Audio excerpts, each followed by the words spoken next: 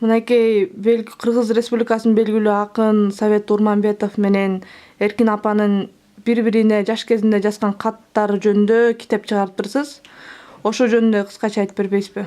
Мындай да Совет Урманбетов менен мен илгери радиода иштей баштаганда өзгөчө ошондон бери тааныш аралашып, чыгармачылыктарыбызды бири-бирибизге байланышып, айтып, үйгө чейин келип, мен да ал кишинин үйүндө болуп жүргөн киши болчу. Анан күнүндө мен жанакы кыргыз телекөрсөтүүсүнүн поэтикалык экран деген бир көрсөтүү бар болчу. Анан бир радиодо да бар, ал башка радиодо 10 мүнөт поэзия, поэтикалык саптар деп аталчу. Анан күндөрдүн биринде мен планга киргизип, анан Совет Урманбетовду чакырдым да. Чакырып, илгери Совет өкмөтү кулай элек кез. Анан жогору жакта азыркы жанагы Киргизия 1, Киргизия 2 деген айылдарда айыл-чарба көргөзмөсү, выставкасы, жакшы имараттары, бак, сактары бар болчу. Анан ошол жерге барып тартып 15 мүнөт, 20 мүнөт.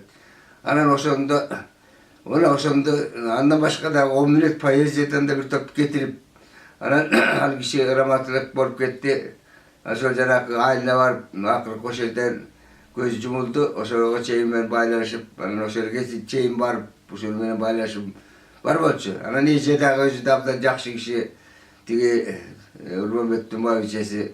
Анан баягы илгерде тааныш болгондуктан мен анын Совет аганын каттары бар экенин Эркинге жазган. Бала кезде, үйлөнө элек кезде билчүмүн да. Анан тиги Эркин эжеден сурадым, ой, Эркин эже, сиздерде ушундай тиги Сакенин жазган каттары бар эмеспи? Сиз азаматтык кылып, эчтекесин калтырбай, коротпой, бир дагы каты жоготпой сактап жүргөн экенсиз.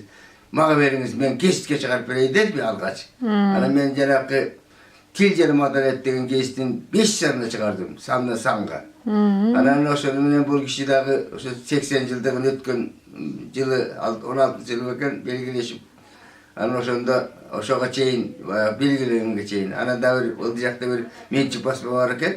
Анан ошол жанакы кыргыз тил жана маданият кесиптен чыккан материалдын баарын алып келип, тазалап, грамматикалык жактын каттасы бар окуп, анан эжени өзүнө да берип, мындай оңдоп чыга турган мындай жерлери болсо сиз да кошуп чыгыңыз деп, анан ошону менен мына болбеки мына колумда турат.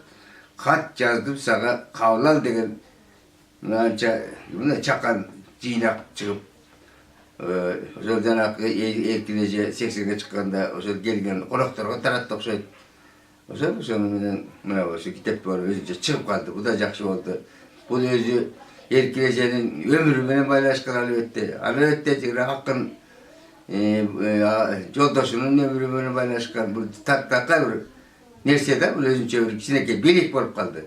Ооба, жакшы.